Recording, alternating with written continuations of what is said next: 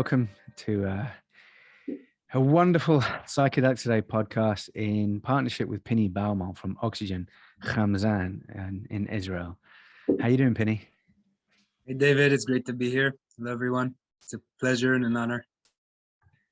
And thanks, everyone, for being here. So the reason we're doing this, we do webinars all the time. You know, our vital students have it included as part of their kind of learning experience. Harm reduction is really important to psychedelics today. It's kind of where we've grown up in that world. It's also, you know, important to me as an addiction specialist, that idea of harm reduction. In many places that I've worked, harm reduction is a dirty word. You know, you can't use it because it's not, you know, a lot of folks don't like it so much. But it's actually a really important piece of the psychedelic mix. Like it's a really essential piece, especially now with so many discrepancies around policy and law and criminality around psychedelics. There has to be a very strong harm reduction piece. And Pinni's someone that works in Israel as a social worker with harm reduction around multiple areas, psychedelics being one of them. Pinni's a friend of mine, so we have been in each other's worlds for a year or two. We got to hang out in Israel a couple months back and had a guided tour of some of the beautiful parts of the land. And yeah, I think everyone knows that I'm planning on moving there next year. So one of the reasons we're doing the webinar is to improve our relationships with Israel. So, you know, once I'm over there, we can continue developing trainings and education and resources for people around this work. So harm reduction is the best place to start. All right, so before we jump in, I'll read you Pinni's bio. So Pinni Baumol is a psychedelic social worker focused on drug policy, harm reduction, and psychedelic-assisted therapy and integration. Pinni is a social worker, an ACT therapist, so that's acceptance and commitment therapy, and a researcher for the Israeli Government Drug Committee. He's a member of SSDP, Students for Sensible Drug Policy in Israel, former co-founder of the Israeli Psychedelic Society, and of Thank You Plant Medicine Leadership Team. He is the founder of Oxygen or Khamzan, which is an Israeli harm reduction and education organization. So welcome, Pinni. Thank you, David, for that intro. Wow. So excited to be here. Yeah, so folks, keep the questions going into that Q&A box. And we'll just save them until the end of the presentation. We've got 2 hours for this, so take your time. If anything really needs to be clarified during the presentation, then we'll jump in. Otherwise, just sit back, relax, pop any questions in there. Thanks, everybody. Thank you, David. So I'm going to be sharing my screen 1 second.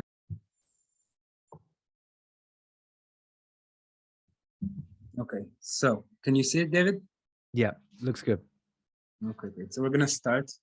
Just want to start with taking a breath together with all of you here. Just sharing this space with you is a big honor for me. I might get overexcited and ramble on about things, so David's here to make sure that that happens and then that it stops. So I'm just going to be jumping in. Brace yourselves. So I just wanted to start with a big thank you.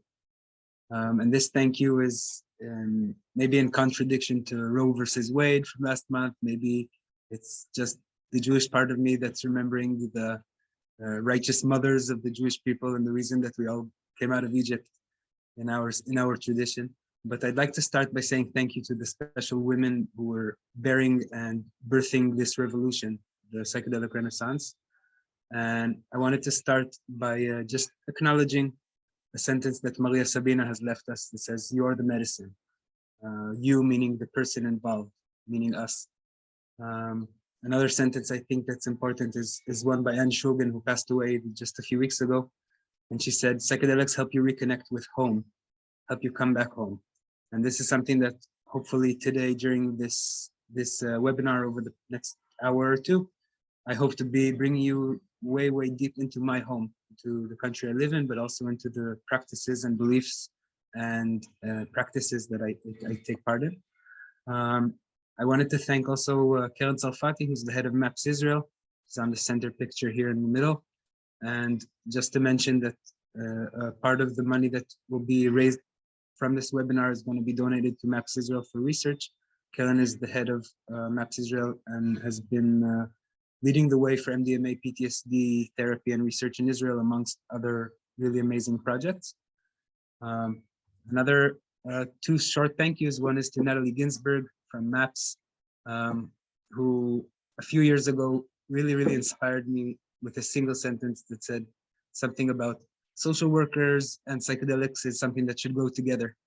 And there's no reason social workers shouldn't be involved in advocacy. And this is something that I've learned from her, as well as from the last picture on the right, which is Tali Cholev. She's the founder of the Israeli Psychedelic Network, one of the influential Facebook groups I'll be discussing in the next few slides, another personal mentor of mine. I'm going to pause for a second and just say that we're in a very important time, in my belief. We're in a time of change, and time of change where ancient and new substances are being used to treat mental conditions such as PTSD and addiction, amongst others. And while the plants, as well as some of the original holders of this torch, are still being disrespected and stigmatized and prosecuted. Just wanted to pause there for a second and say thank you to the plants, and say thank you to the original keepers of these wisdoms and these torches for passing it down to us whilst being disrespected and prosecuted, like I said. As a society, Western civilization is kind of young in understanding neurological, ethical, philosophical, and medical perspectives of states of consciousness, mental health, and also of substances and substance use and abuse. And as a young and partially understanding civilization, I think that we should have the patience and also the reverence for the people who have this knowledge from before. So that's just something I wanted to start with. And let's be moving along. So what we'll be discussing today is it's an intertwining story. Some of it is going to be about Israel, some of it is going to be about Pinni, some of it is going to be about harm reduction and psychedelics. We're going to be talking mostly about Israeli drug policy and the psychedelic landscape. We're also going to be mentioning some harm reduction stories from real life, together with research that I'm doing on the Israeli harm reduction scene, as well as some recommendations for psychedelic-assisted therapy coming from harm reduction in the field. And we're going to be talking a little bit about my personal journey and how social work, as a big part of my personal identity and life, on its different various levels, could be involved in psychedelics.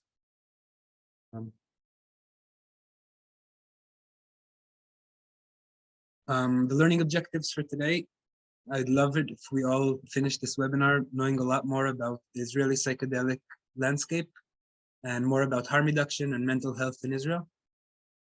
I think Israel is very special in so many ways. We're a small country, but we're also quite developed and quite technologically savvy, and there are all kinds of different perspectives we're going to be discussing here. But I think learning more about the Israeli landscape is important for understanding the world during this crazy renaissance and this time. Another thing we're going to be hopefully learning about is how social work can be connected with psychedelic renaissance, and also how psychedelic-assisted therapy, which is something that we're going to touch a lot on, can learn from real-life psychedelic harm reduction stories and experience. So what can the therapy side learn from the harm reduction side as well? I just want to clear a bit terminology before we dive in. So when I say harm reduction, I mean both an approach, meaning a way of thinking and a way of dealing with substance use, substance abuse, and other sides of this, other perspectives of this scene as well. Harm reduction is also a policy. It's a way we can treat people, but it's also the way we can treat society's perspective about drugs. And I'm going to be talking more about harm reduction also as a policy that we're trying to put into the government, implementing different policies against substance use. I wanted to, lastly, just to clarify what I mean by policy level or macro social work, or social work. Social work is divided into levels, just very easily: macro, meso, and micro. Policy level social work means we take the same understanding of a social worker in the field who wants to change the world for the better and to create positive change in people's life. And we apply that perspective to the policy level. So we have all the values from social work, but we aim for policy level change instead of just change in a person's life or in a small system. Now this is a very personal slide, so thank you for being here with me on this crazy journey. All the pictures you see on the screen right now are me. The first picture here is when I was 15. That's the top left corner in the red shirt. And the most recent one is the one with the blue shirt under it. That's a party this weekend that I was at. And I'm just gonna say a few things about who I am and where I grew up. And I wrote this down because it's kind of complicated for me to just say it, but I'm gonna be reading it out. I was born and raised in Efrat. That's a small town near Jerusalem, the West Bank. Some of you might call it a settlement. I was born to a right-wing Orthodox Jewish Israeli and American family. My parents both moved to Israel when they were in their early 20s. They're very Zionist. They moved to the West Bank in want to change the world, very similarly like the way that I'm doing that today. I attended religious high school and I was an adamant political protester during those years. I was protesting mostly for settler rights in the Gaza displacement and in the West Bank. Eventually, I was traumatized by police in this protest years, and I was left to deal with my PTSD for the rest of high school. I left my Jewish Orthodox roots, becoming secular and self-sustainable by the age of 18.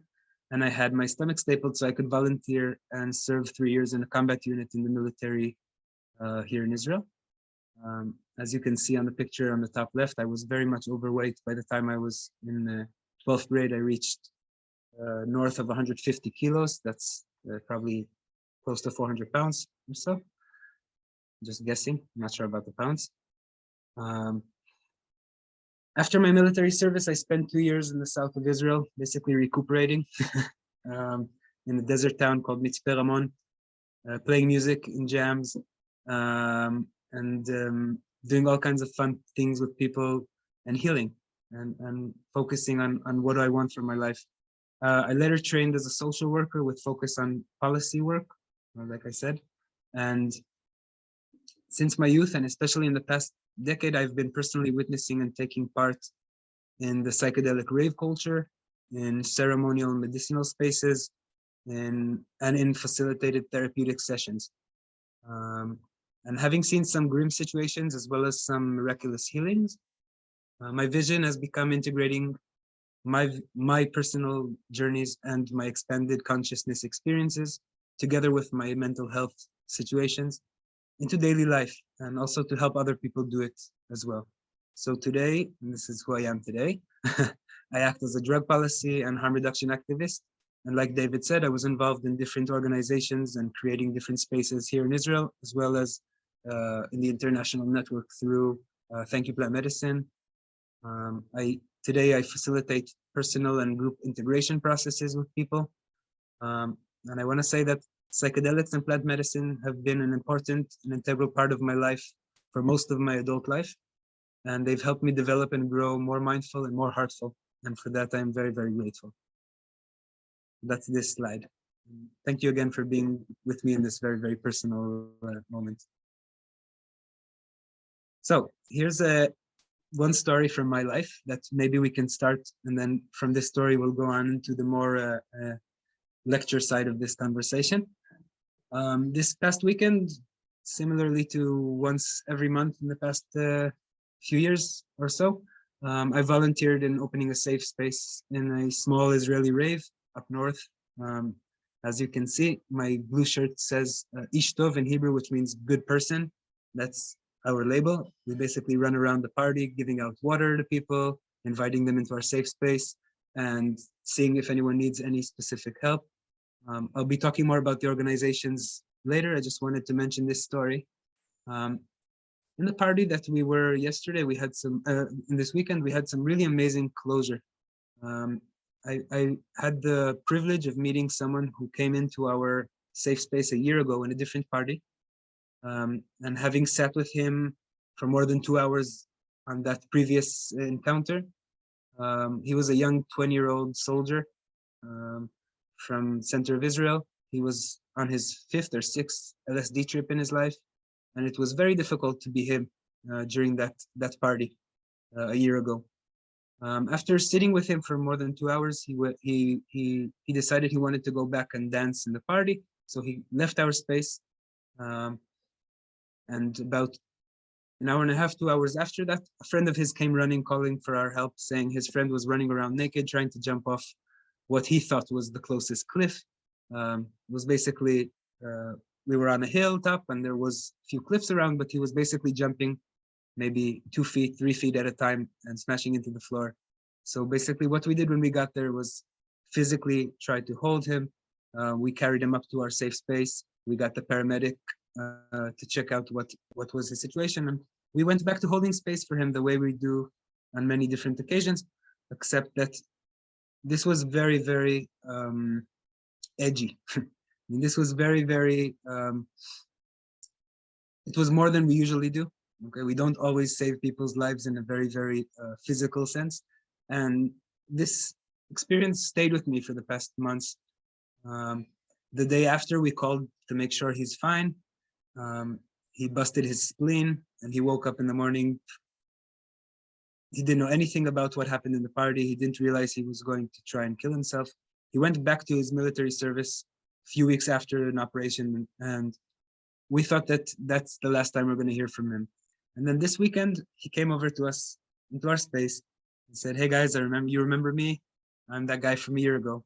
And thank you for saving my life. I know that's what happened. I'd love to hear more about what happened, and maybe you can help me understand what happened in that session." So I'm not going to go into the details, but just the closure and the integration that this sweet young guy had from this experience was just a really, really powerful reminder and incentive, saying this is why I do this work. I believe that the harm reduction and psychedelic education is life-saving work and is very important. And this is the kind of stuff that I would love to see more and more people doing around the world. So that's the story from this weekend. And we're going to be starting now to discuss the Israeli psychedelic scene. I called it the Israeli psychedelic landscape in the beginning. I just wanted to say before we dive into the different petals of this beautiful flower, that there are different factors in Israeli culture, Israeli setting, maybe we can call it, which are always there. There's the Jewish-Arab tension, there's the left-right, the religious versus secular. There's all kinds of different social tensions which affect very deeply the different parts of this flower that we see in front of us. Another thing that affects Israeli psychedelic scene, as well as a lot of other things here in Israel, is our military service and our kind of militaristic society. Israel is a country, well, for better or worse, we're known around the world for our military and for our situation, and that has a great effect also on the way people experience their trips here in this land. Another thing I wanted to say is that we're a conservative society, even though we're seen around the world as kind of tech savvy and maybe liberal by some, but we are a conservative society. Most of Israeli society has quite a lot of stigma around mental health, quite a lot of stigma around substance use and addictions. And that's part of the factors that we're trying to deal with, and are also part of the set and setting of people in Israel who use psychedelics. Like you can see, we're going to be going through psychedelic culture, ceremonial use in Israel, drug policy in Israel, research and therapy, both above ground and underground, as well as the rave and party scene, which is the jumping board into harm reduction efforts that we're going to be discussing as well. So let's just dive in. We're starting with drug policy. So Israeli drug policy is quite similar to other countries around the world. We're based on the UN declarations and conventions on psychotropic substances and on drugs. Israel is quite quite different from the US scheduling system regarding drug research, but drug use in Israel is basically very similar to drug use in the States. It's criminalized, it's penalized, and it's prosecuted. The Ministry of Health in Israel is in charge of the controlled substance laws, and the regulation and laws include Dangerous Drugs Ordinance from 1973, which is basically a very, very long list with different substances as well as different groups of chemicals or derivatives.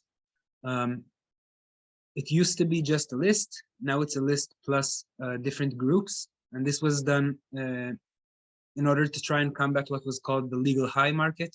There were different substances that were being used around Israel and were being sold in legal fashion just because they were not on the list, on the blacklist. Some of these are very similar to the synthetic cannabinoids or bath salts, or there are other names for it, but these are pretty difficult substances. And one of the ways that the government and the Ministry of Health decided to combat this is by putting specific groups of analogs or derivatives of the same basic chemical structure into the blacklist. So we have, again, we have some substances on the list, and then we have some categories on the list as well. Another thing that the Ministry of Health can do is basically put a substance on a list for a year. Okay, so that's the second way they do it, is basically if they're not sure about a substance, they can put it on the blacklist for a year and then decide to put it in the list forever or not. So that's just another way that we do it. I want to say that the leading formal drug policy in Israel is the traditional approach, meaning abstinence, probation, punitive measures based on three main pillars. That would be enforcement, that's one, treatment and rehabilitation, that's two, and prevention. So the formal drug policy in Israel is not harm reduction. The formal policy is quite backwards in many ways. And this is not my words. This is from a 2018 published article by Dr. Hagit Boni-Noach, which I'll mention a bit later. She's a sociologist doing a lot of good research here in Israel. Like I said, as a rule, we follow US and UN policy, but scheduling here is different. So there are different kinds of research and treatment that were easier to develop here in Israel, making Israel kind of an ideal R&D placement for cannabis over the years. We're going to be talking about that in a minute, as well as MDMA for PTSD and psilocybin research that we have here in Israel. Moving right into psychedelic medicine in Israel. So like you can see here in the pictures, I'm going to be starting on the left. We have S-ketamine. Here, the picture is here to remind us both of IV ketamine, which is becoming more available in Israel, as well as S-ketamine, which is inside the group of medications subsidized by the HMOs, meaning if you get Spravato in Israel, you're not paying for it. The government is paying for it as part of your medical insurance. We have Shamir Research Institute, which started psilocybin research here in Israel as into the substance. We also have PTSD for MDMA treatment and research here in Israel. You can see here the Emek Hospital, which is planning to do a big combat veteran PTSD MDMA trial. We have on the picture below, Karen Salfati again from MAPS Israel in an MDMA PTSD session in the Israeli trials. And sorry, and then on the bottom right, you can see a picture from a leading Israeli news website called Mako, which is very like a mainstream media outlet talking about psychedelic mushroom research happening here in Israel.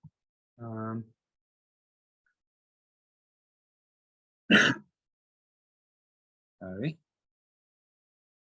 I just wanted to say that since 1999, when MAPS had their first MDMA conference here in Israel, MDMA has been on the Ministry of Health's list for different research and different therapy. But today we have 9 approved studies here in Israel that have to do with psychedelics. We have ketamine for depression and suicidal ideation research. We have MDMA for healthy adults. we've had, and also now for PTSD, part of the bigger MAPS trials all over the world. We also have psilocybin for eating disorders and also psilocybin for depression here in Israel. All of these are very small cohorts of psychedelic therapy research. Hopefully, except the ketamine, I'll be talking about that in a second, but hopefully these research processes will be growing from year to year. There is, like I said before, ketamine treatment outside of research, but that's the only psychedelic substance being given currently outside of research, other than cannabis, which we're going to be talking about a little bit later.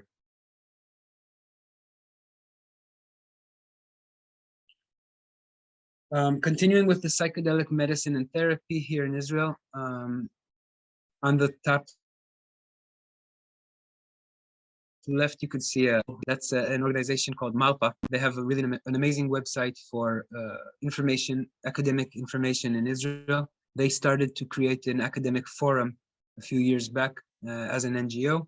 Today, they're a website with a lot of really good information, and they publish all kinds of Hebrew language research done here in Israel.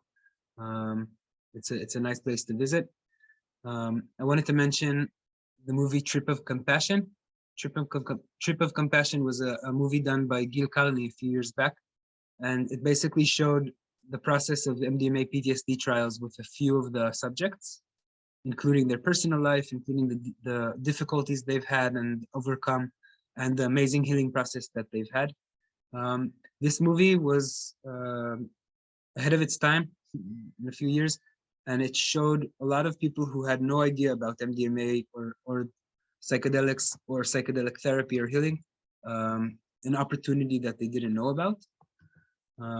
And as you can see, we have down below on the right, we have a Psychedelic Medicine Israel conference next November. And this is a conference done together with the academia in Israel, together with the government in Israel, and together with MAPS Israel. So that's just to show how far mainstream we've become in some of the aspects. All of this is, like I said, the above board research and therapy happening. And this is a good time to mention the Israeli underground, and I won't be going in depth into it. There are quite a few therapists and guides in Israel in the underground. We've had some issues as well with this, similar to in the States, with people coming out and telling stories about very, very difficult experiences, some really bad therapy happening, but also amazing, amazing stories of healing. And I think that without going too much into this story, I just want to say that I think any harm reduction minded person in the world can say that the biggest danger for psychedelic therapy is how illegal it is and how it needs to be pushed down into the underground, where things can happen in ways that we can't control and we can't even learn from them. So I'm just saying that the Israeli underground, it exists. I can imagine. I don't have the data for it, but it's quite big compared to other places in the world. Quite a big and good network of people. Some of it is populated by very, very good therapists, like I said, but the underground, like the underground, has its shadows, and I just wanted to point that out here in Israel as well. Now, on the last aspect of research and psychedelic medicine here in Israel, we also have some private companies and startups working to create different psychedelic treatments. You can see me in a suit and tie for the first time in maybe 10 years in this nice blue picture. On April 10th, we had a psychedelic business conference together with some of these companies. The business sphere in psychedelics has been talked about a lot, and I'm not the professional to talk about the way the economics and the politics are being involved in psychedelic research and therapy. I just wanted to say that here in Israel, there are many opportunities for research and for development, and there are some companies already doing that. I put here a few. I'll just mention PsyRx, who's doing some research into ibogaine, and we have some. We have MAPS and MDMA PTSD trials, like we said before. So we have also startup companies and also NGO like MAPS working to create different psychedelic therapies here in Israel.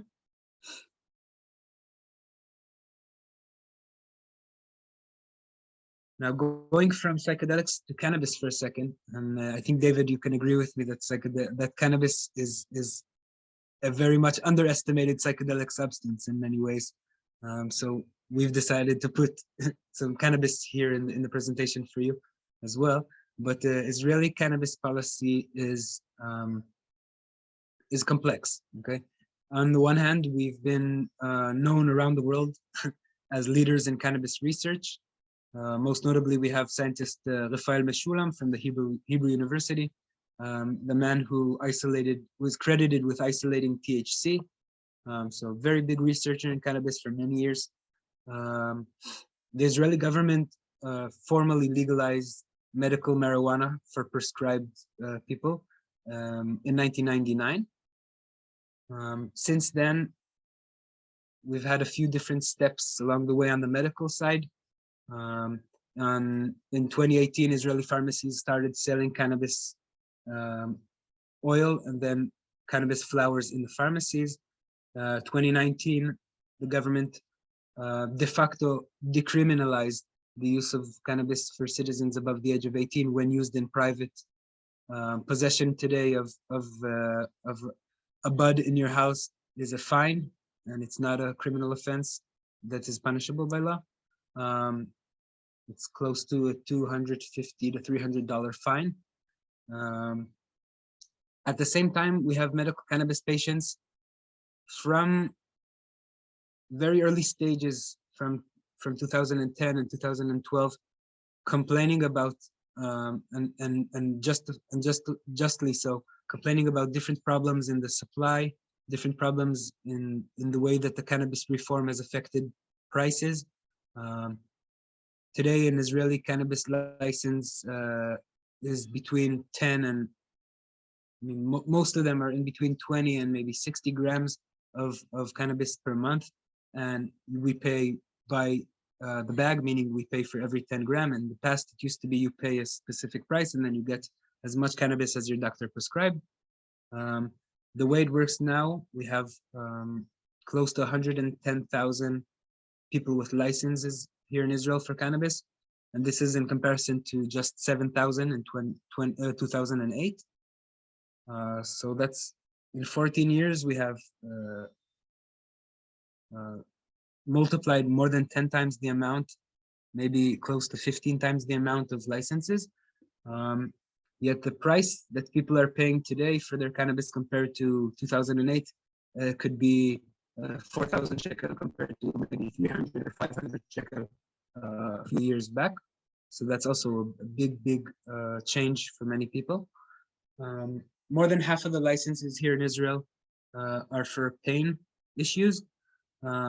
We have about 10,000 oncology patients and about 10,000 licenses given for post-PTSD and anxiety, as well as a growing group of seniors who are receiving cannabis for more than one indication. So if you're at an older age, it's easier for the government to give you cannabis for combined reasons instead of just one.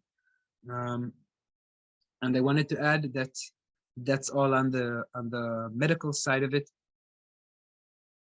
Getting cannabis in Israel has become much easier and much cheaper in the past few years. It's very much available on platforms such as Telegram or even WhatsApp. We have on the right a picture of two sweet policemen holding big bags of weed, and it says, "We may have not helped anyone, but at least we ruined someone's life." This is somewhat of a joke, but it's not such a big joke. I mean, some people sitting in prison today for years for very, very minor offenses with cannabis, similarly to other places in the world. So hopefully that will change as well. One last thing I wanted to say about cannabis before we move on is that, like I said before, cannabis is a psychedelic substance, or at least a substance with some psychedelic qualities, and it can be used for psychedelic-assisted therapy.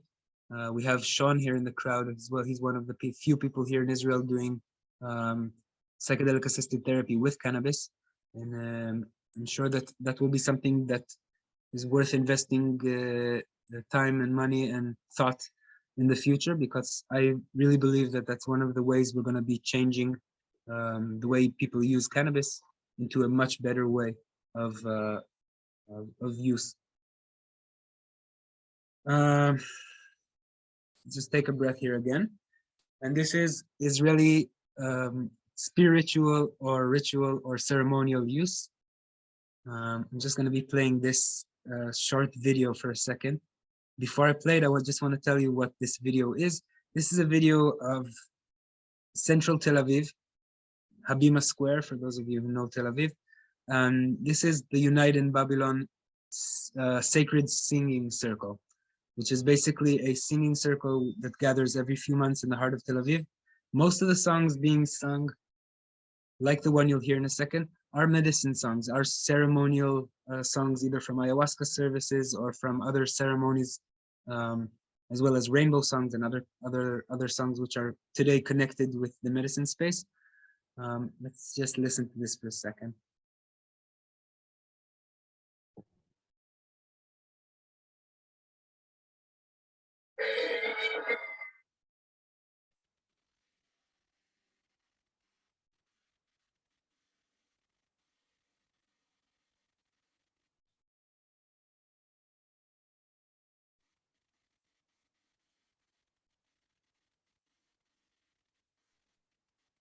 Don't think we're getting the sound, Penny, but I think we can see it moving, the video. It might just be a Wi-Fi issue.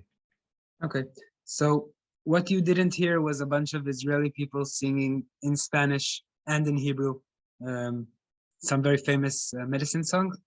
That's one aspect of the Israeli spiritual or ceremonial use.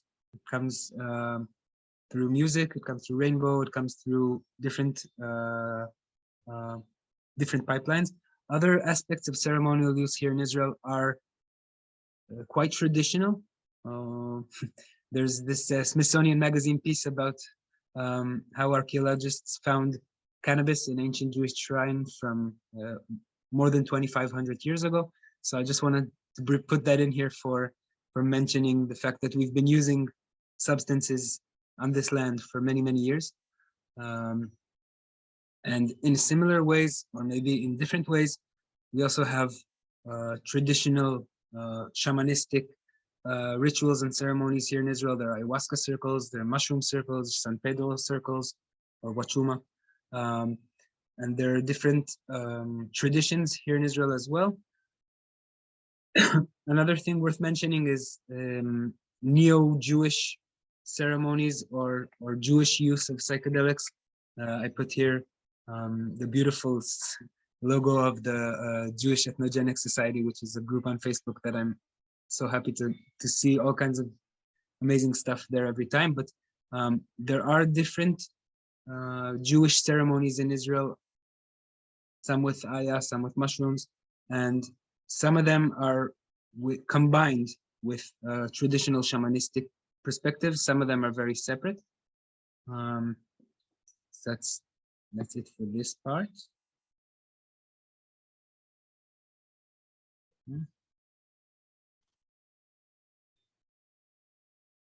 Okay.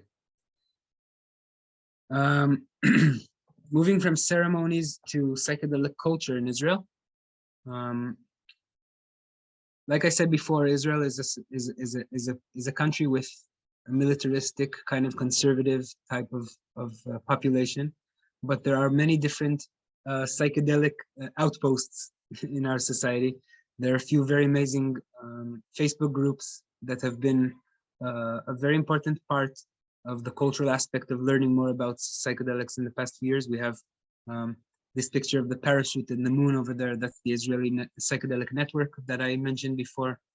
We have on the far right the symbol of Medabrim Psychedelia, Talking Psychedelics, which is a 15,000 strong group on Facebook, full of amazing harm reduction questions and answers, trip reports, all kinds of different information for people to learn about psychedelics.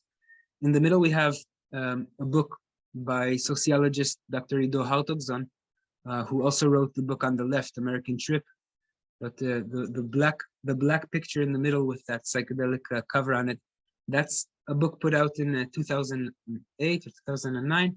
One of the first texts in Hebrew to describe psychedelic culture, raves, ceremonies, an amazing book talking about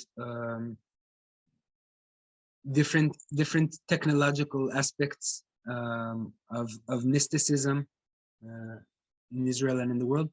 It was an amazing book for me to read a few years back and to learn about so many ideas that I figured out only I know about from my personal trips.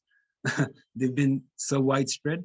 On the top right, we can see Ido in the middle of that picture over here, which he's the one who wrote these books. And on his flanks are the people behind the biggest podcast in Hebrew for psychedelics, Toda Araba. And we have here SSDP Israel. SSDP is an international student organization focused on sensible drug policy. And here in Israel, we have two branches of SSDP currently. Hopefully we'll have more. Very important organization here. And right above that, we have some pictures from the conference a few weeks back. We had a 400 participant conference in the heart of Tel Aviv for the third time already, talking about psychedelic culture, psychedelic research, psychedelic harm reduction, all done inside the community, by the community. So the psychedelic culture in Israel is becoming stronger and stronger. And I wanted to shine a light on a specific part, a specific part of this culture. And this is not a big part, but it's a very interesting part to me. This is drug use in non-Jewish population and potential collaborations.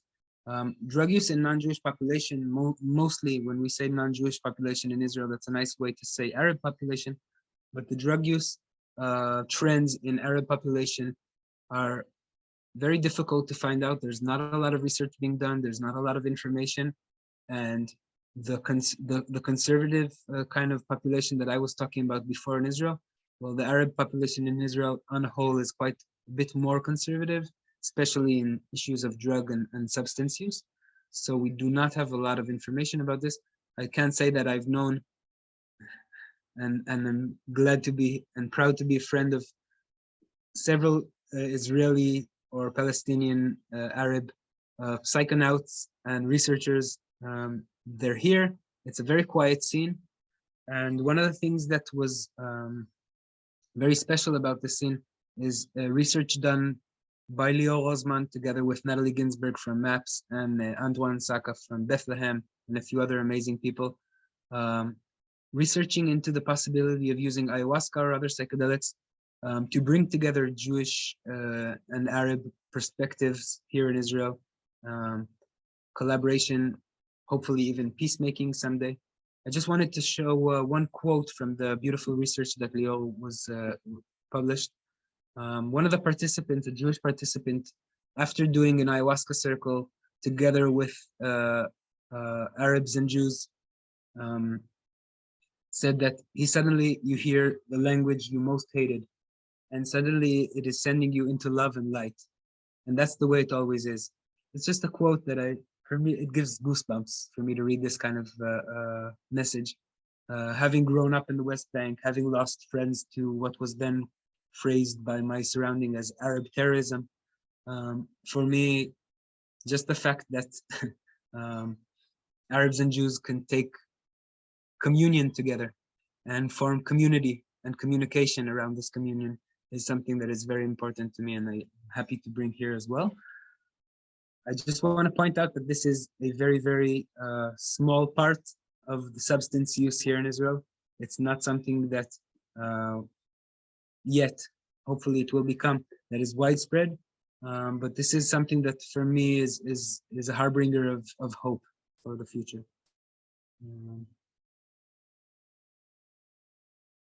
Now, to our main course, the Israeli rave party and festival scene. I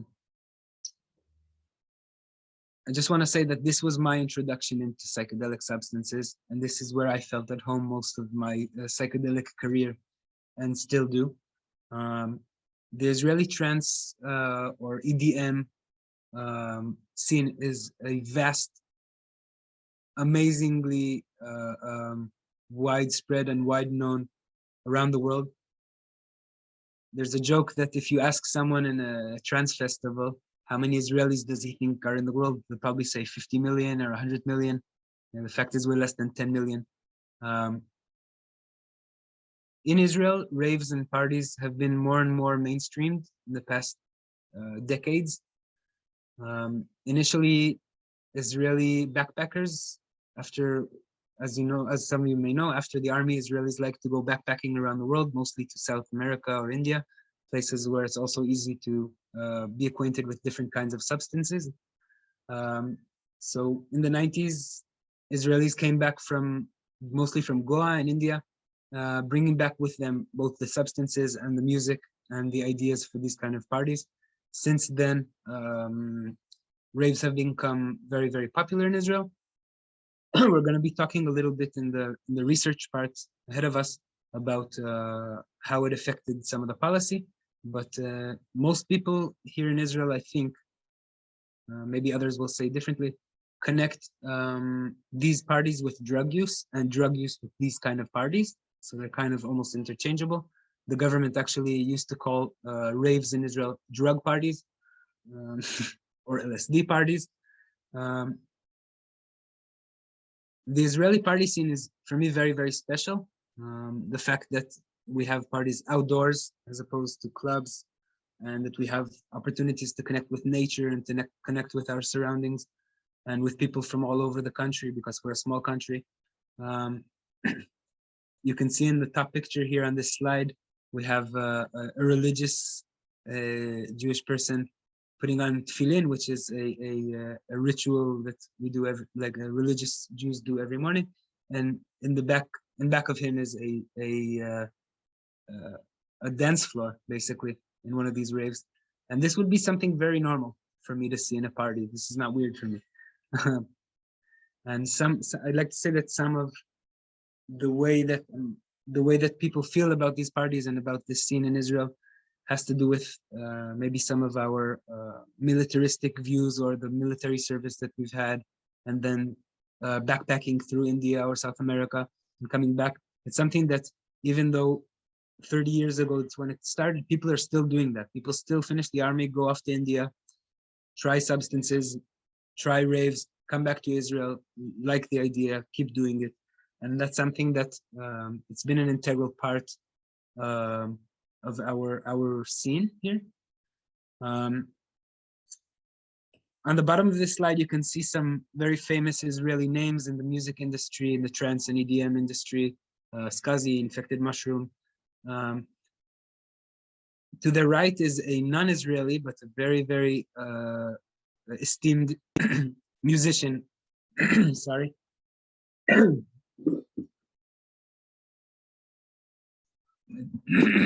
A very esteemed trance musician by the name of Rajaram. And on the top picture, you can see Rajaram in the 90s in Goa. I'd bet that at least a third of the people around him are Hebrew-speaking Israelis in this picture. So we have our roots way, way deep in the Goa trance scene from India. We have some roots in different EDM and trance scenes around the world, but Israel is definitely a leader in the world in this kind of music and this kind of scene as well.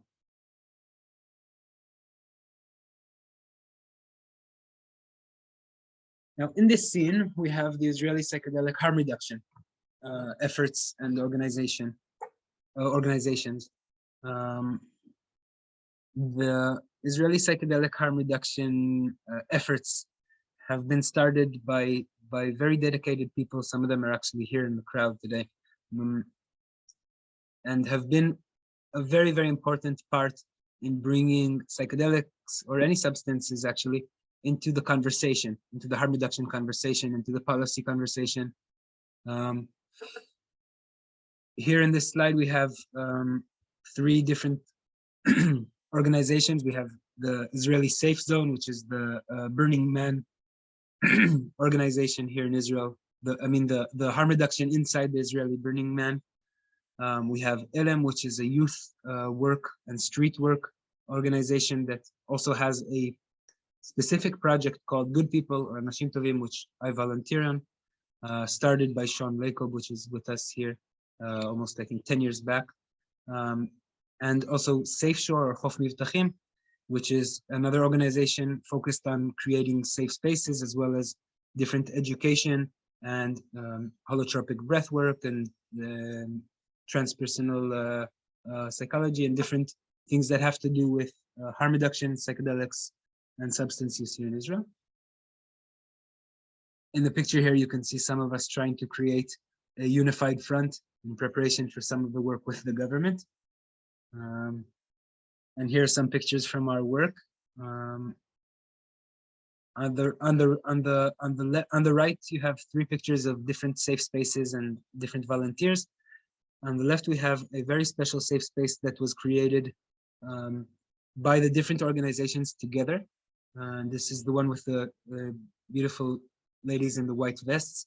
And this is a harm reduction space we created for a demonstration in Israel. In the beginning of COVID, we had a lot of political demonstrations and a lot of almost maybe riots, not exactly riots, but kind of very loud, quite intense protests. And we decided to use the knowledge that we've gathered amongst the different organizations and friends to create a safe space for people to come and get emotional support. And I think that this project, it wasn't a long-lasting project, but it's a very, very good example of how we can use harm reduction perspectives and psychedelic perspectives for embedding society as a whole, and not just people interested in substance use or in psychedelic therapy, but political demonstrations as well. I wanted to say that for me personally, as a person traumatized by police during demonstrations, to be in this safe space as a safe space holder was emotionally very important and healing and very, very profound. So I just wanted to mention that as well here. All of our different organizations are based on the beautiful work done by MAPS Zendo. And these are the 4 principles of psychedelic harm reduction by Zendo. I urge you all to go visit both the Zendo project and other projects that have to do with harm reduction, such as Fireside or others. But these principles, I think, are very important for anyone who might find himself in a situation where he's next to someone under the influence of a substance or in a different state of consciousness. These are guidelines that I've used in very, very diverse situations, and I find them very important. So the first one is creating a safe space, meaning a warm, calm environment that's comfortable to be in. The second is sitting and not guiding. We don't guide someone through his trip or through his experience. We sit with him while he's going through it. we let the person's story and experience unfold. The third one is talk through and not down. We don't try to take the person back from his experience. We don't want to distract the person from the experience. We want the person to connect with the experience and what they're feeling, and to go through the experience and come out the other side. And the last one is difficult is not bad. A bad trip is one of those terms that has been coined and thrown around way too long. There are difficult trips. Some trips are experienced as very, very difficult, but that doesn't make them bad in this perspective. It makes them difficult and challenging. And the fact that they're challenging is part of why they're valuable. It's part of why these kind of experience may lead us to personal learning and growth. And if we phrase a bad experience for someone as bad and not as difficult, we are making it worse. So that's just something that another point that I wanted to make. These 4 principles can be summarized into trust, let go, be open, breathe, surrender. These are the 5 terms that together would describe the kind of work that we do. I think all over the world, people use this protocol and this kind of perspective for this. And I think it's shown to be very worthwhile. Like I said before, the harm reduction organization and people here in Israel, we've had some effect on, one second. We have some effect on drug policy and harm reduction efforts here in Israel. In this picture, you can see, this was a picture from 2018. Again, the 3 or 4 different organizations and the podcast and SSDP are all here in this picture. And this picture was taken in the Knesset, in the Israeli parliament. And this is right before the Committee on Drug Abuse session that was, and as you see here, in November 2018. Here's a picture of me from that same day. I just want to say something about this picture and about this timeline. So like you can see, there are 4 candles on this timeline, and these candles are here to remind us of people whose lives were lost during parties and raves here in Israel. 3 out of 4 were younger than 30.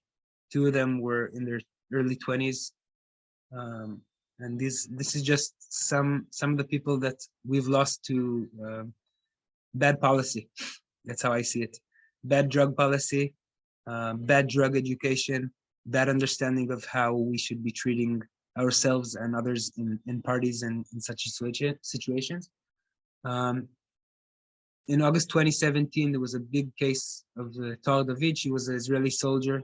I think she was 19 or 20 when she passed away. And there was some neglect in the story there as well. She basically passed out in the party, and people weren't treating the people organizing the party were afraid of the government or the police or the services, so they didn't call the Red Cross services. There was a whole big deal about that as well. October 2018, a year later, during a very big, almost 10,000 people were at this rave. I think 8,000 people. Chaim Shushan, who was 45 plus years old, and Gena Shenkal, which was a personal friend of mine, both passed away in the same day. And less than a month after that, the committee in the Knesset and the parliament decided to call for a special inquiry into what they called nature parties or drug parties. The committee called for founding different teams and some work. Not much was done. In September 2020, which is 2 years after the first time we were in the Knesset already, Ariel Tzafrir, another young Israeli soldier, passed away in a party. And that same month, the committee decided to found the research team I'm on, together with 4 other special teams, all working together to create a special report of how to create more harm reduction efforts in Israeli raves and parties, and how to bring down these terrible statistics. As you can see, the research that I'm going to be showing in a minute has been conducted as part of this committee's work, together with other work such as recommendations for how to create spaces for parties in ways that are better for people. What kind of training and information and education do the different government organizations need to have in order for them to understand, like the police, like the medical services, how they should be educated, what kind of education the public needs about this kind of situations and substances. And in the past few months, this has culminated in publishing research and suggestions for policymakers. David asked me a few days back when we were talking about this, okay, so what's happening with this policy change? What's going on? And I said, I don't know. We don't know who's our government. What I meant by that is that we've done a lot of really amazing work on affecting the different clerks in the different ministries and some of the people on the committee. But in the end, the people implementing the policy or deciding to not implement it are people who aren't in their new job yet as the people who are going to be elected for prime minister, for minister of health, for head of the drug committee. And we're waiting to see how that works out in the future, and then to see what of our recommendations will actually be implemented in the field.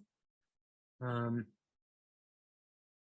just in case none of it will ever be implemented, we decided on the research team to start and publish some of our work. So this is my first academic publishing, and also the first publishing of our research team, which is labeled Substance Use, Harm Reduction Attitude, and Behaviors Among Attendees of Nature or Rave Parties in Israel. This research for me was a beautiful, beautiful way of bringing my policy work, social work, harm reduction work all together into a research that basically goes out and asks the clients, the people in the field, what do you think about harm reduction? What are your drug use patterns? What can we do to create a safer space in parties for people? And this was a quantitative research with one qualitative question at the end that I pushed into there, which basically says, dear party attendees, what do you think can be done about harm reduction in Israel? What are your recommendations for the government? Who do you think is in charge? And we're going to be analyzing this data and hopefully publishing it over the next year or so. But for the Israeli government and for the Israeli public, this information is very, very new. There aren't a lot of studies about harm reduction. There aren't a lot of studies about psychedelics in the rave scene in Israel. Most of the studies that have been done were done in a perspective that was not inclusive and was not asking the people on the ground in the field what they think and how they feel. And that's why this research is so important also for me personally. Like it says here, the study's aim, and this is all of the study that we did, it was aimed to fill the gap and to conduct quantitative research to investigate patterns of substance use, of harm reduction, of attitude and behaviors. And I'm going to be showing some of that in the next few slides. So this is a slide.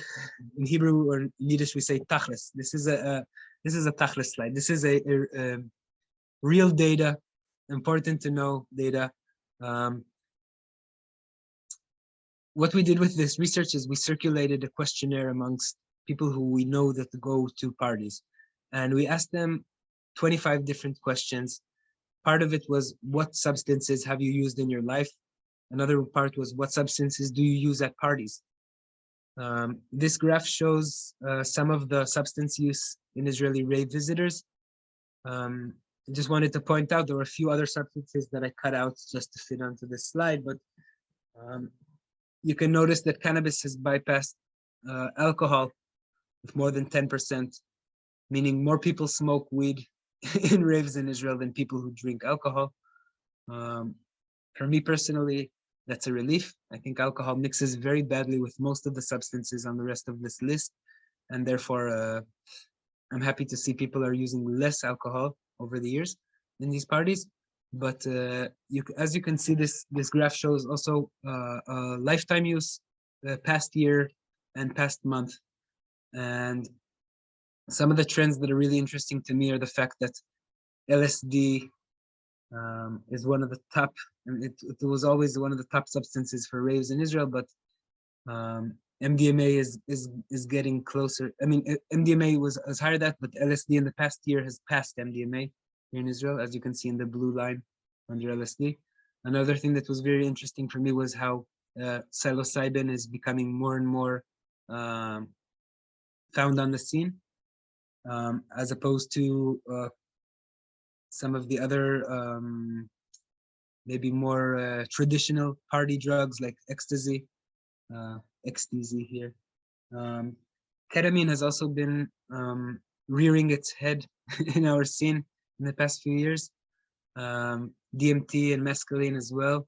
So you can see that basically substances that the psychedelic renaissance is bringing with it are gaining popularity in these kind of settings, and vice versa. I think that substances that were very common in the rave scene are becoming interesting for research.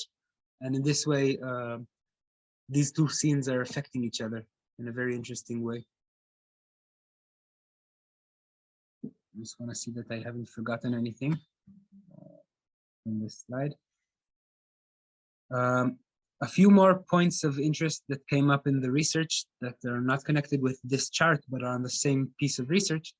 The majority of participants that we asked, 85% out of 1,200, reported that they see participating in nature parties as a community or a fraternity or a brotherhood.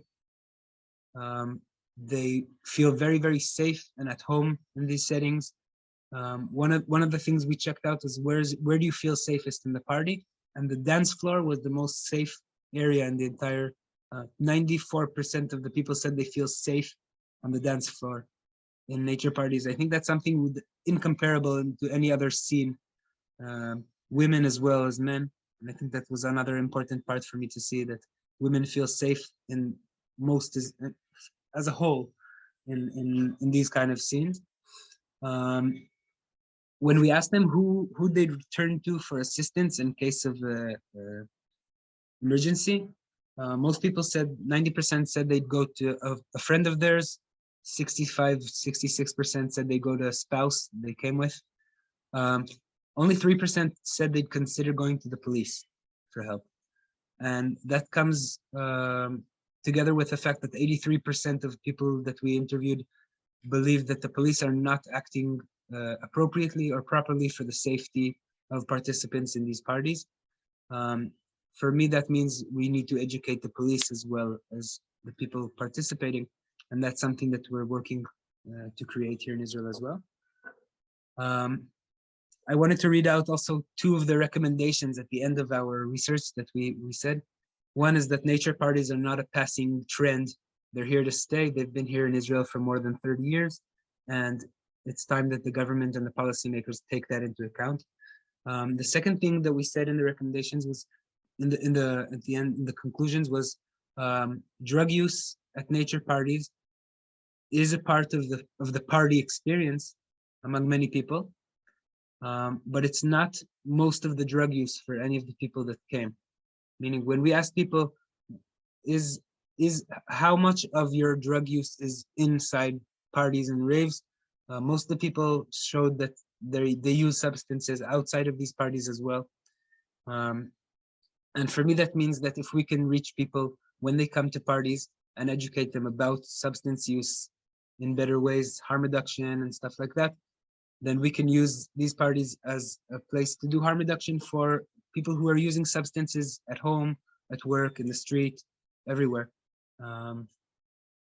Another thing we told the government was that the enforcement and punishment activities that have been done are not effective in eradicating the phenomenon of drug use in these parties, and may even cause additional harm. And therefore, a policy of minimizing the damage, or the harm reduction policy, should lead the conduct of nature parties here in Israel, and similarly to what's happening around the world, in Holland, in England, and other countries, together with a combination of education and prevention with young people, rather than enforcement. So that's most of the research that we've done.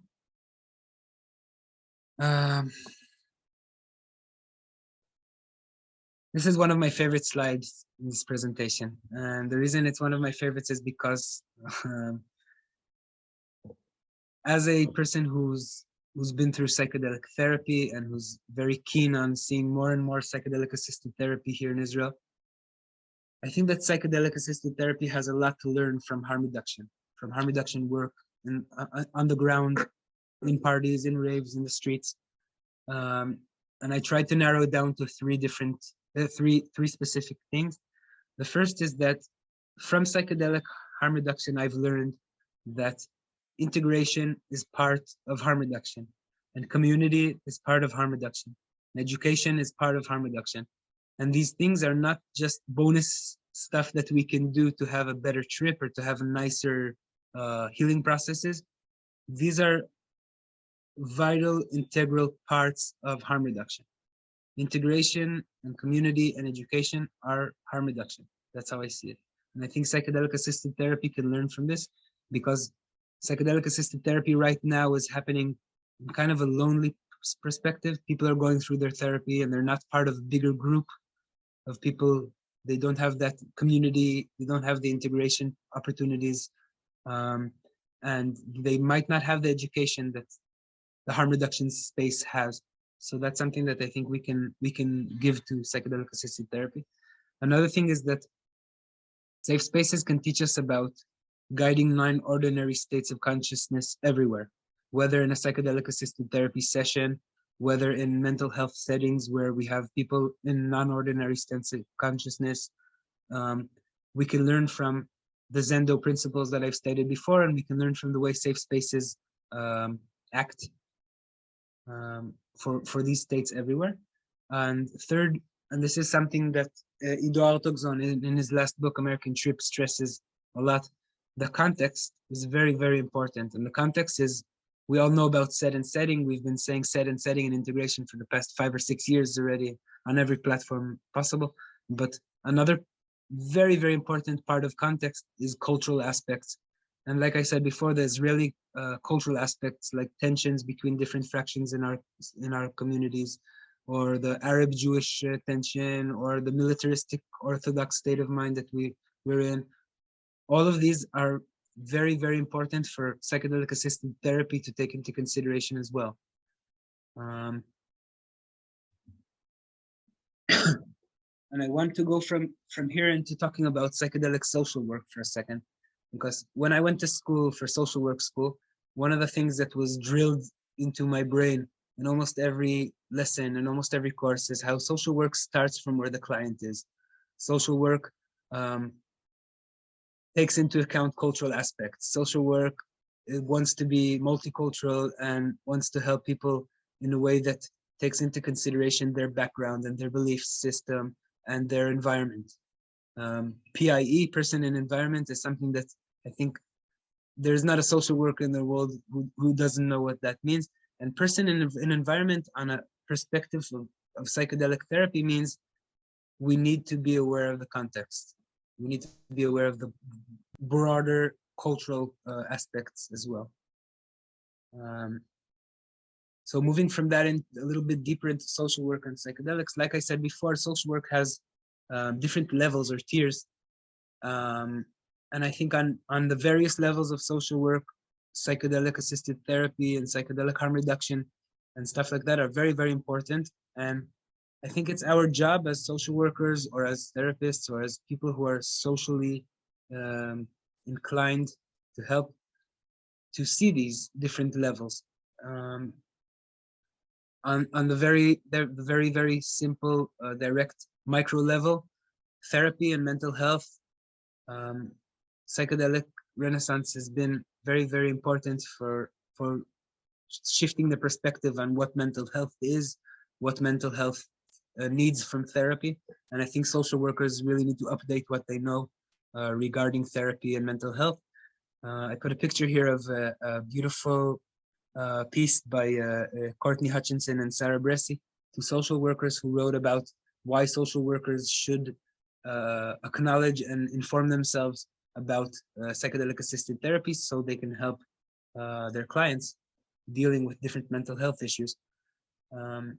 On the meso level of social work, I think integration circles and community organization and stuff like that are very, very important.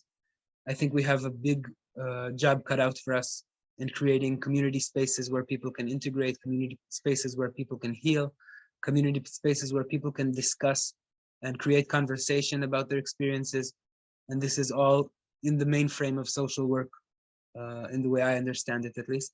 And on the macro level, like I discussed before, policy change and advocacy. I said it before about psychedelic therapy underground, but I want to say this about substance use as well. Bad policy is responsible for a lot of difficulties and struggles and addictions and problems that we see. And as a social worker who wants to create a better atmosphere and environment, I think it's part of my job to create policy change and to advocate for this kind of change as well. In the pictures here, you can see the logo for the Thank You Plant Medicine Sharing Circle that I was part of creating during COVID. that was an international platform for different integration circles, in different time zones, different languages, for different kinds of people all over the world. Hopefully it's a platform that will continue to work. Right now it's kind of on hold, but the Thank You Plant Medicine community is still alive and kicking. There's still sharing happening there. There's still community happening there. And of course, gratitude. Those were the three pillars of the Thank You Plant Medicine movement. And the last logo on the right is my logo for psychedelic social work, and that's a Facebook page that I run. And hopefully more and more social workers will join and create this conversation about the connection between social work and psychedelics. I think that once more and more social workers will be informed on psychedelics, whether it's through therapy, whether it's through harm reduction, whether it's through street work, I think it will be better for social work. It will be better for the community and the environment as a whole as well.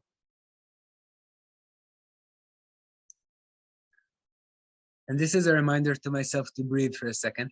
It's been been going for an hour and 20. So here's a small quote that I wrote down as integration for a very, very strong mushroom session that I went through. And I'll read it out loud. I was used to thinking of myself as a tree, understanding that as I grow and stretch my heart, my old center widens and becomes the bark that protects me, and which I eventually can shed and release. Imagining myself as a mushroom showed me the bliss of thriving off dead bark.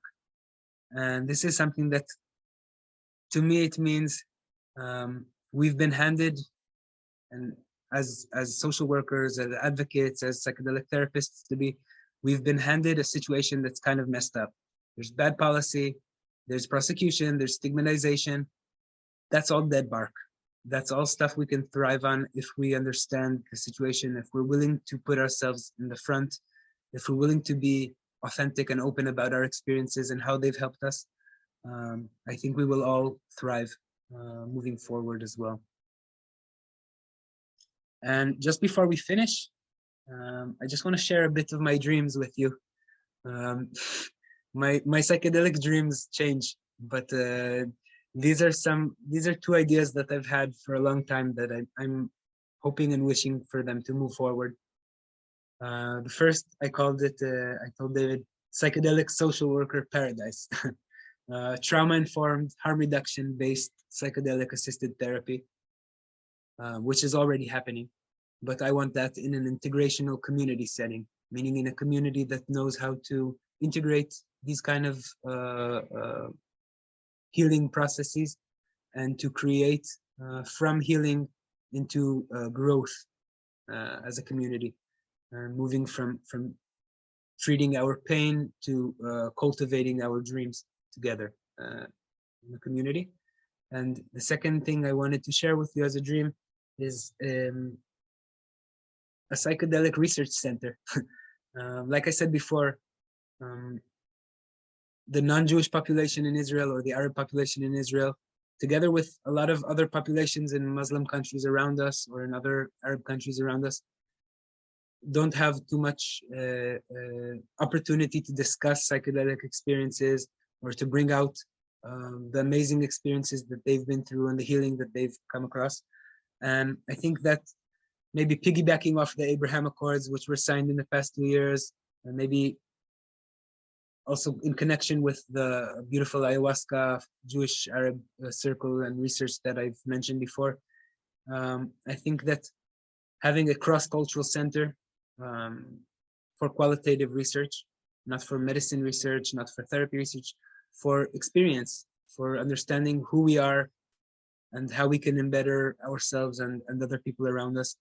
That's something that I would love to see happen in the coming years here in Israel, for Israelis and for other people around the world as well. This can be very amazing.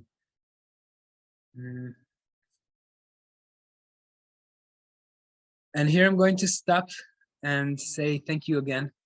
I want to invite you all to ask questions and to go into my website, whether to support through Patreon or to understand more about what I do, the different organizations and different people involved.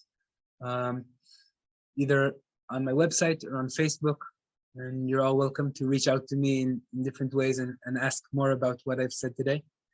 I'm going to be opening, David, we're going to be opening into question and answers, right? Yep. That was Yes. wonderful. Thanks, Pinni. Perfect presentation. We've got just over half an hour now for questions and answers, Pinni. So I just want to say thank you before we jump into that. Thank you for sharing so much of your personal life story and the evolution of the different stages you've gone through. And I get a sense of why social work's so special. I'm a social worker, and I went through a midlife crisis when I was 30 about, shall I be a social worker? Shall I be a therapist? Shall I be a school teacher? You know, and being a social worker really gives us an amazing perspective to work on different levels. So I think in America, most of the psychedelic discussions exclude social workers. It's normally, chemists and pharmacists and drug policy people, and doctors and lawyers and businessmen. But in the end, it's also for us. Yeah, so social work's really important. The harm reduction piece is really important, especially for Israel, where there's just so much drug use and psychedelic use. So we've got questions here. I just want to tell people to pop those questions in the Q&A box, and you will either then have a chance to unmute your mic so you can ask Pinni the question directly, or if you don't want to do that, then no problem. I'll just ask the question on your behalf. Okay, so Sean is no longer here, a friend of yours, Pinni. He asked, what is the number one kind of most important thing? So I guess if you had a magic wand, like where would we start that would then have like a cascading trickle-down effect on all those other things that are really important? Yeah, so I think first of all, I'd like to thank Sean for joining us and to say that Sean was one of the first people in my life to teach me about harm reduction and to teach me about different perspectives that I've discussed here. I met him in India, and he was holding space there for 5 years for Israeli backpackers, doing a lot of amazing harm reduction work. And I just like to state that as well. I think moving forward, and this is something that is easier said than done, but moving forward, we really need to combine education efforts for the public and for the ministries and for the government and all the education that I was talking about, together with pushing forward psychedelic-assisted therapies in different forms. So that would be educating everyone we can about harm reduction. And while we do that, pushing for training, pushing for, and when I say training, I mean academically acknowledged, medically informed training for psychotherapists to do therapy in Israel. We should be pushing for people's availability and rights to use substances. We should be pushing for people's medical right to continue using substances that have helped them. And I think that one of the ways that we can do that is by affecting students through SSDP or through other platforms. Another way is through our connection with the government and the Drug Policy Committee. And we've been doing that. Yeah, I think that's steps that we've all been doing for a while, but we need to keep moving in the same direction. Beautiful. Thanks, Pinni. All right, so I'm now going to jump into questions. Professor M, you popped a question in the box, so I'm going to allow you to talk if you wish. So your mic should now be working. Yeah, there we go. I think the mic is working. Hi, Pinni. It's good to hear from you. Excellent presentation. I'm thinking that was solid. What do they call that? Class C-suite material, my friend. I'm eager to hear about Zendo going forward. They were doing such a bang-up job getting people trained on, in conjunction with MAPS, getting them trained before COVID. I actually signed up for the training in Nashville, which was canceled as COVID hit us in 20. And so, yeah, I'm wondering, where is Zendo around the world or anywhere? And everything here I see about Zendo seems to say, hey, you're going to the Burning Man. Well, I just want harm reduction, but I'm not going to Burning Man. So what's going on everywhere, if you can tell us, even in Israel?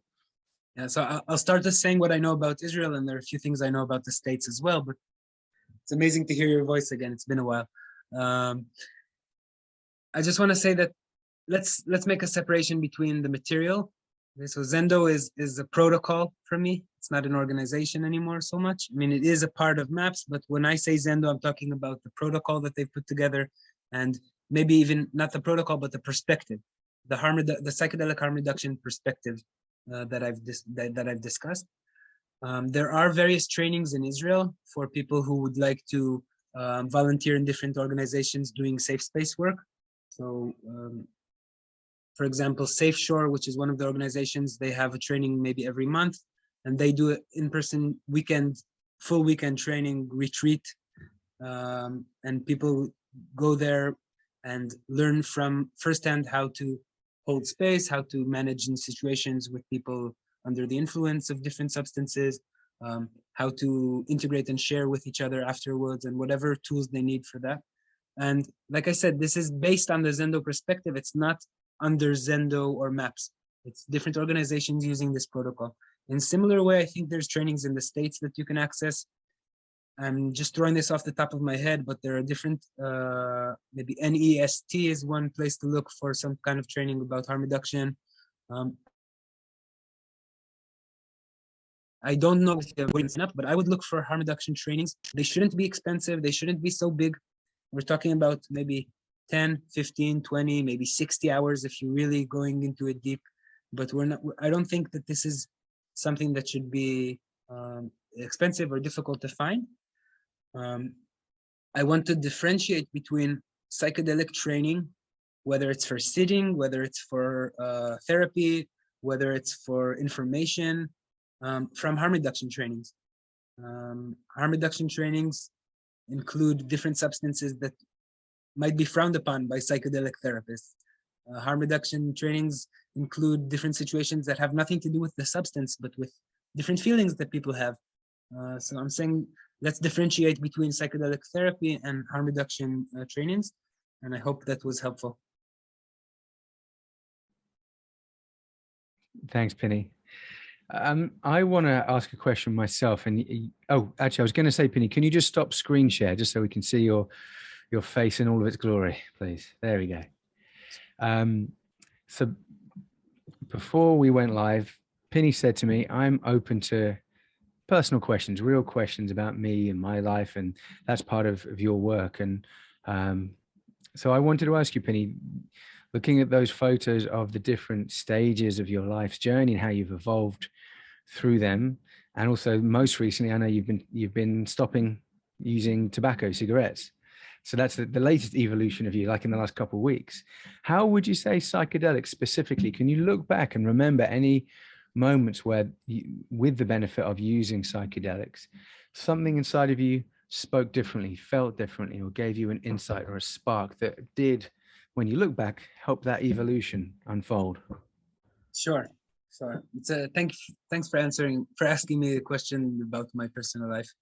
I think that I would like to share maybe a very short part of a very long story, but you mentioned before having some kind of inner conflict about being a social worker or not. And I would like to say that for me, that decision was made in the middle of social work school when I was debating if I should leave or not. And it happened by mistake. I was going together with a bunch of good friends of mine to visit a state of mind under the influence of LSD. And during a very, very complex, and I'm not going to describe it, but a very complex situation where one of my friends, in very bad language and terms, flipped out. And I was there to kind of help him through his situation, combined with my personal experience of living through zillions and zillions of life cycles and forms. I was basically, for 4 or 5 hours, I was sitting very high on LSD, meditating and going through various cycles of life of different creatures and beings, and basically pulled out of that into a situation where one of my good friends is physically, violently attacking anyone trying to come close to him. I basically put my hands sideways and walked towards him, knowing that my life is in danger, knowing that I don't know how I'm going to come out of this situation, and knowing that I'm there to to be not judgmental and loving to him and kind to him because I care about him. In the end of this situation, he kind of came back to himself. It took about half a year, but he's a very good friend of mine to this day. He also, as a byproduct after that trip, I became vegetarian, just due to the life cycles that I've experienced there, part of which were animals. I also broke up with my then partner of 4.5 years, maybe a month after that, and also mostly accepted my role as a social worker and understood that it's time to put psychedelics into my social work while I'm studying it already. This was also about a few months before I met Natalie, and she inspired me by connecting those dots. So yeah, it's very difficult for me to separate my psychedelic journey from any other part of my life. Like I said, I've been using cannabis from the age of 14 or 15, and I've been in the past 2 months been quitting tobacco. So I've been off tobacco for almost 2 months now, and I'm more and more understanding how beneficial cannabis is without its ugly friend. Yeah, I think that my life choices are just fractals of my psychedelic journey, and that's how I see it today. Beautiful. I love that. Fractals of your journey. Thank you, brother. Okay, so we're going to go back to our audience. And then again, if anyone wants to pop a question in the Q&A box, and you either get a chance to ask it yourself or I'll ask it for you. So Anne Anderson, it looks like you're here. I'm going to give you permission to talk if you wish. And if you don't start talking, don't worry. That just means I'll talk instead. So I've just unmuted your microphone, Anne Anderson. Thank you. Great presentation. I had a question about the slide that showed the substances used, either the past year, the past month, etc. I was wondering if there's a percentage for how many people at those events stay sober, air quotes. Yeah, it's a really good question. It's a question that actually, if I would guess the answer, I'd probably be stigmatized population, because I would guess that very few percent of people that around me while I'm in a party are actually sober.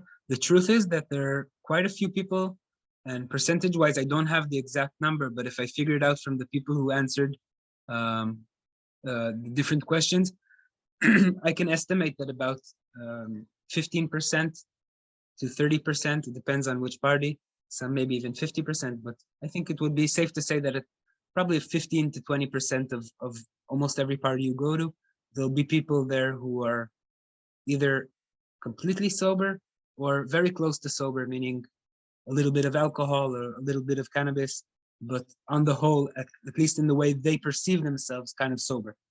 So it's very difficult for me to say, but this would be my educated guess.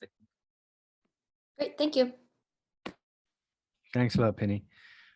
We've got another question. Stephen Beale, I'm going to give you permission to talk if you want, otherwise I can ask it for you. But knowing you, Stephen, I'm sure you'll speak. I hope you're keeping cool on a hot day in England.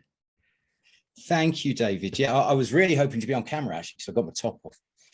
Because it is like that. It is like global warming is a hard sell in this country, guys, I'm afraid. Hey, Pinni, thank you very much indeed. Rave culture is kind of a form of ceremonial use, and underground, inverted commas, psychedelic ceremonies are becoming popular in a not dissimilar way with not dissimilar people.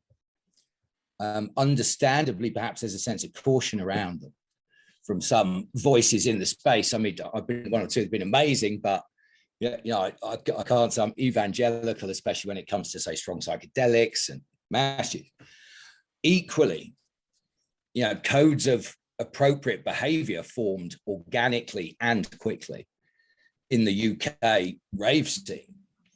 And I wondered if you could speak a bit about the positives of, I mean, not underground necessarily, but democratized ceremonial use, and about any areas of concern too. Thank you very much. So I'll try to answer. I'm not sure if I understood your question, so please ask again if I'm missing. Yeah, sure, mate. Yeah, go on. I'll mute me. So in my perspective, I think in Israel, the rave culture has been very good in learning very quickly how to behave in many ways. There are still big parts of the rave culture. I think you can say the same thing about the UK, which still practice, let's say, unsafe substance use in many ways. And this is not to say that they're worse off than what they were 10 years ago. But I think that just looking at statistics of death and maybe hospitalization, the UK is not out of the blue. I think there's still a lot to learn.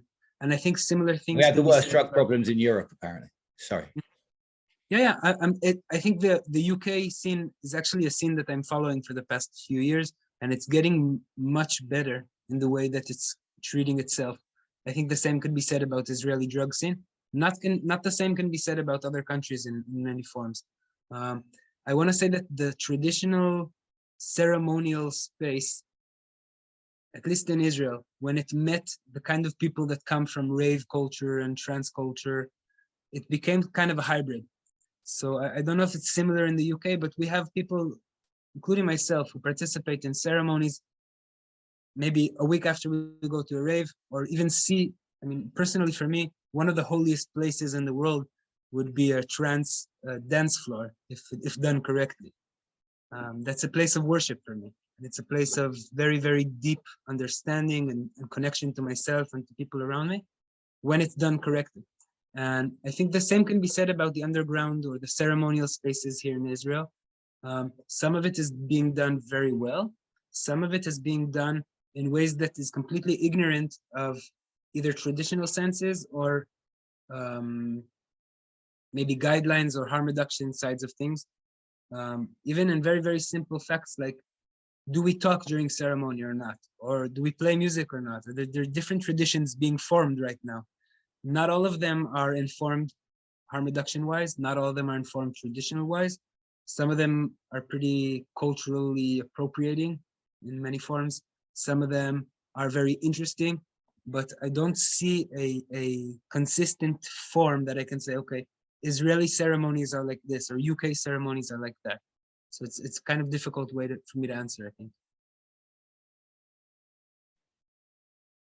Thanks for that question. No, thanks. That was great. I actually kind of neglected to say that I was thinking of behavior in general as opposed to kind of people taking too many substances.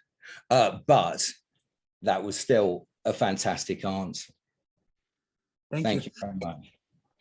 Yeah, Stephen. Maybe just to tag on to Stephen's question, Pinni. Underground use in Israel, my sense is, from what I know, there's quite a strong group kind of community setting. So people using these substances, say in a ceremonial group place. How strong is it, say, more therapeutically, or with a guide or a trip sitter or a practitioner, where it's more like one-to-one using, say, I don't know, MDMA, psilocybin? Is that common, or is it more really strongly just that group setting? No, I think it would be safe to say that Israel has maybe close to hundreds of psychedelic practitioners in the underground. Maybe I'm exaggerating, but not by much. Mm-hmm. And I think it would be safe to say that there are dozens of different circles and opportunities for ceremonial use without the rave scene. I'm just talking about the medicine spaces. So I think it would be kind of equally spread out. I think for most mainstream people, it would be easier to go to a therapy session than to go to a circle. I'm not sure what would be better for them. I'm not sure. It depends so much on the person. It depends so much on the circle or the therapist or the situation. I do have to say that a group setting for a psychedelic substance, for me, is very powerful. And I've experienced things in a group that I've never experienced on my own, and also vice versa. So I think there's positive and negative sides to doing it in a session with a guide. There's positive and negatives to doing it in a group. Yeah, I think talking about it is very important, and discussing the different modalities and different opportunities, and actually experimenting. I mean, if you're in a place where it's legal, because I'm not going to recommend anything illegal in this, but if you're in a place where it's legal, I would try it out. I would go to a session with a therapist and see how it's done. I would see how well the integration is done. I would see how well the preparation is done. And I'd say the same about a circle. For me, if you drink in a circle and you don't sit in the same circle for integration, it's a shame. Are they, I know integration groups are pretty big in Israel. Can you talk a bit about that, integration groups?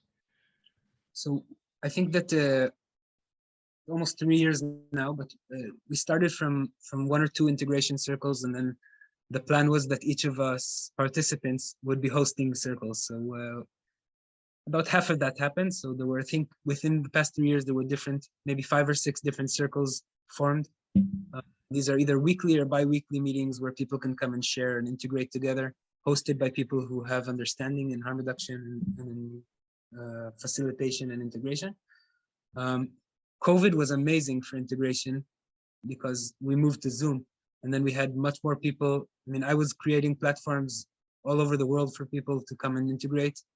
I had an integration session with people from 6 different countries once. It was really, really a powerful and also very knowledgeable way of learning about so many different experiences from so many places around the world, as opposed to just being fed by media, which is fed by, you know, the North American experience of going down to South America and coming back. Yeah. And there are different integration efforts happening right now in Israel. There's a Facebook page that kind of gathers the different circles together. And I know of 3 or 4 current circles we're running. So it's not a lot, but it's something. We're a small country. So that's geographically, we're almost covered, I think. Thanks, Pinni. There's 2 questions here that I'll ask because the person wanted to be anonymous, but anyone else that feels free, put in a question. Either I'll ask it or you can yourself. So somebody asked Pinni, are there any open sites for research participants for PTSD, I guess with MDMA or psilocybin depression? So any universities or clinical trials that are recruiting people for psychedelic assisted therapy that you're aware of? So I'd like to say yes, even though the answer is a long no. Yes, there are trials that are open. Some of the trials haven't started to recruit. Some of them are in missed recruiting according to the website of the Ministry of Health. Having said that, getting into psychedelic research in Israel is almost impossible.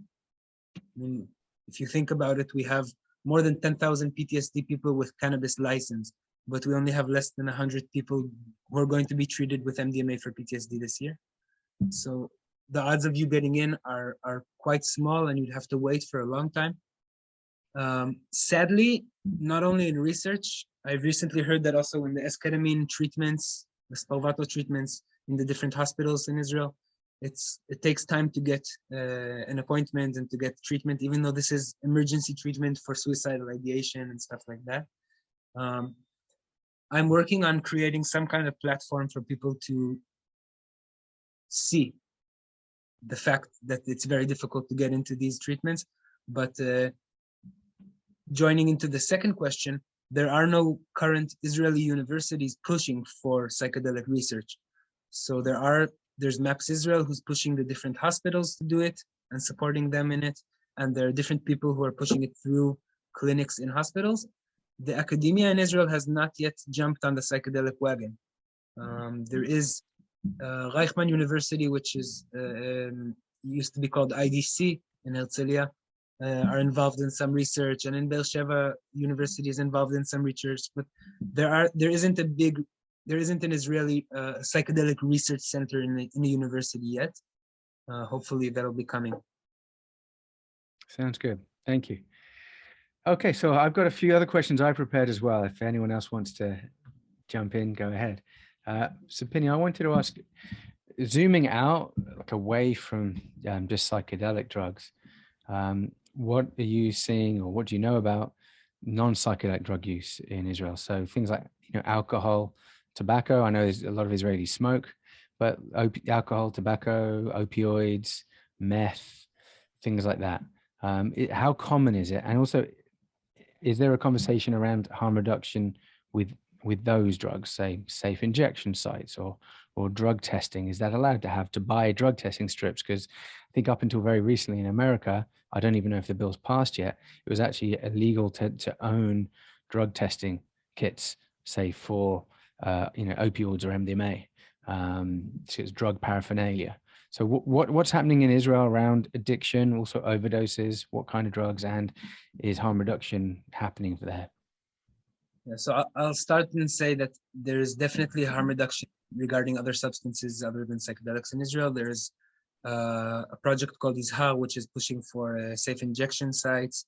There's the Israeli Medical Doctor Association has a forum for harm reduction called IRSAM that both me and Sean are on, and they're pushing for harm reduction efforts for all kinds of different substances, together with information about cannabis and alcohol and tobacco and other things like that. Drug problems in Israel are quite different from some of the bigger North American cousins. Opioids in Israel is a problem. It's not a big problem the way it is in the States or in Canada. But I'm thinking that that's just the time difference, it's on the way in some fashions. Another problem that we've had in Israel in the past years has to do with synthetic cannabinoids, especially with either soldiers or young people who have been doing it because it's undetectable in drug testing, or addicts who have been used to a large amount of synthetic cannabinoids and have been reporting it stronger and difficulter to get off than opiates. Fentanyl is a thing in Israel. It's not a wide, big problem yet, but it is becoming more and more part of the conversation. There are a few other substances here in Israel, like MMC3, which is a derivative from gat, which is a very common plant used in the Middle East and in Africa as a stimulant. So we have some stimulant use problem. We have some ketamine use problem in the rave scene and in other scenes, with people using ketamine combined with some medications that they shouldn't be, or with alcohol in ways that causes people to faint or stuff like that. I think that on a whole, Israeli society is kind of is afraid of drug use, okay, and is kind of stigmatic for drug use. So people are less willing to share their experiences than maybe in other places in the world. Hopefully through psychedelic harm reduction, like I said before, we're opening the door for more harm reduction work in various ways, but there is a platform already in place. I just wanted to mention my co-researcher and leader of the research team on the Knesset, Chagit Boninoch. She's been into harm reduction for years. She's been checking into harm reduction with backpackers in India, and checking into harm reduction and treatment for gambling addictions and stuff like that. So there is different perspectives that are being more and more widespread, but they aren't the main perspective. Original main perspective is kind of scared of drugs, prevention, abstinence, prosecution. Hopefully we're changing that as well. Awesome. I'm very interested to see what the pollen effect is of the new Netflix show, How to Change Your Mind. So I think it's already number 3 on the top Israeli Netflix items right now. So a lot of people are going to see it. Israel is very big on Netflix, and most of the people in Israel have either access or will have access through friends or something like that to these shows. I actually wrote a paper 2 years back about how Netflix was treating psychedelics differently from the regular media. And I think Netflix, because it's based, maybe similar to social work, it's based on the client's opinion in so many ways. Since the clients wants to talk about psychedelics, Netflix are willing to talk about psychedelics. And we had that last year with that, it was a documentary called Have a Nice Trip on Netflix, which was amazing. And other different, just different comedies or different shows that show drug use, that show psychedelic substance being used, whether peyote or ayahuasca or different things happening. I hope the Netflix effect will have not only the effect of more people knowing about these things, but also the effect of sending people to do more research. Because I don't think that, with no disrespect to Michael Pollan or to Netflix, I don't think that the depth of the things that we're discussing here was addressed. I don't think that the deeper issues underneath psychedelic therapy or harm reduction were touched enough there. And I wanted to say one more thing. I think the most important part for me, and I saw all 4 chapters of the new Netflix in a row, but the most important part had to do with the decrimination movement and the fact that substance use is a human right in so many ways, and that the way that our society has been treating it is an infringement of our rights and harming us in so many ways, whether medically or socially or therapeutically, or just blocking off access to things that can help us and prosecuting us for using it. That's something that I want to see how that affects the Israeli society. Because most, like I said, most Israeli society, or at least the more conservative side, for them, drug use is super stigmatic and unuseful in so many ways, and dangerous and terrible. And just the fact that it might be a safe way to explore ourselves and explore our minds, explore our psyche, as a human right for liberative, for cognitive liberty, or whatever we can call it. I think that's something that it's going to be astounding for some people. Have any rabbis or kind of organizations come out and kind of given support with qualifications around psychedelic use for mental health? For example, over here, we've had rabbis come out and say that it's okay to have a Zoom therapy call on Shabbat. If normally you keep Shabbat and you don't use any technology, if it's for your mental health, then you can have a Zoom therapy call on Shabbat. So any of those I just want to say that the word rabbis everywhere else in the world is respected, as also for Reform rabbis or for conservative rabbis. In Israel, the term rabbis usually means Orthodox or ultra-Orthodox rabbis, and garnering their attention to these issues is more difficult.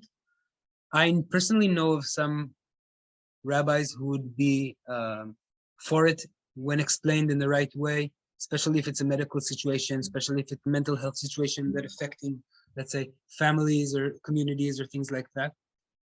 For a rabbi in Israel to come out and say, I'm for psychedelics, I'm for cognitive liberty and researching our religion and our mind with it, it's pretty difficult, I think, still. I think we're almost there. Hopefully our friend Aaron Cherniak or some of the other better informed people who are delving into the connection between Judaism and psychedelics will have their say there, together with maybe organizations like Shefa and Rabbi Zach Kamenetz and other people around the world. I think it's on the way. Maybe Rabbi Ami Silver here in Israel. There are some very, very ahead of their time rabbis in Israel that might be on board. Yeah. Awesome. Thanks, Pinni. We just got time for one question, I think. In your presentation, you mentioned this concept of a temporary autonomous zone. Never heard of that before. Do you mind? What does that mean? Who came up with that term? What does it mean? So I don't want to say things that I'm not sure of, but TAZ or temporary autonomous zone is something that I've heard a lot in connection to either the Burning Man community or the Rainbow community or Raves. What it means is basically that there's, for a specific amount of time, there's a certain space where the norms and society's rules are different. Meaning we have a zone where you can do things that in other places is crazy or is disrespectful or is illegal. Things like walking around naked, or things like using substances, or things like listening very loud music for very long hours. These are the kind of things that our society doesn't allow us to do in so many ways, and doesn't have the space for us to do it. And TAZs are different ways of creating space for these things. So that can be, whether it's a sexuality festival, whether it's a trance rave, whether it's a Burning Man, where you can create and do things that you can't in other places. But these kind of zones, for governments and for systems, they're very difficult to crack into and to understand. But for the people who are participating, they're very liberating. Even if you don't want to move into a temporary autonomous zone forever, if you come from a conservative militaristic background and then you've ran around naked in Burning Man for a week on psychedelics, you probably return different to your normal zone or your normal day-to-day living. And I think that these both have a liberating effect and an educating effect. I'm kind of an anarchist in some ways, so I guess maybe that's why. Yeah. Beautiful. I love the concept of this space we go into that's temporarily leads to autonomy and expression and whatever else might be there. So maybe in a sense, integration could be understood to be how to keep that neuroplastic autonomy zone within us and to kind of manifest it externally in ways that are more kind of socially compliant. Mm-hmm. Mm-hmm. I think that integration is a way of stretching that autonomy into our day-to-day living, and community is a way of creating maybe something that resonates with those zones. The Burning Man community in Israel, they have parties and events all year round, not just during the burn event that they have every year. So that's a way. I think also psychedelics, the community that we have, the Medabrim Psychedelia, the Facebook group that I was mentioning with our conference, the way we continue and have activities into daily life, and not only focus on tripping or being at the party itself. I think that's very important, and it's just another part of the work that we're doing. Beautiful. And just pop up the last slide from the presentation. And while Pinni's doing that, Stephen just popped in an equivalent to a temporary autonomous zone as Halloween. Because, yeah, you wear different clothes, you knock on people's doors. You normally wouldn't knock on their doors to ask for candy, would you? But and then there's in Israel, you don't knock on doors. You usually just go in sometimes, you know, But I was thinking in Israel, there's a festival of Purim where you dress up, but also everyone gets drunk. And it's like there you have an altered state of consciousness as this kind of temporary autonomous zone. And even the rabbis and very Orthodox people would do that as well. So it is interesting there. Yeah, I think Purim is an amazing, Purim in Israel at least is another form of a community altering its state of mind together in ritual, but still having fun. So I think that's something that we can all learn from.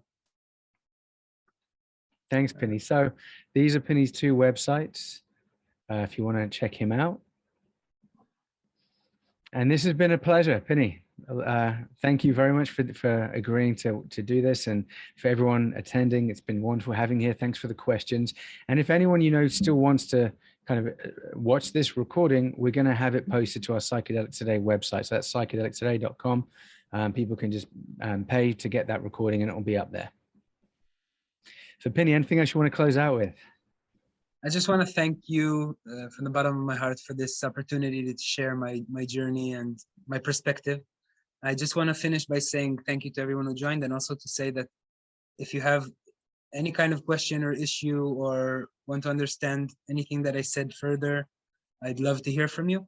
And that if anything I said was wrong in your mind or misleading or misinformed, I'd love to know so I can correct that for future opportunities. And thank you again, David, and Psychedelics Today as a platform. It's just been amazing.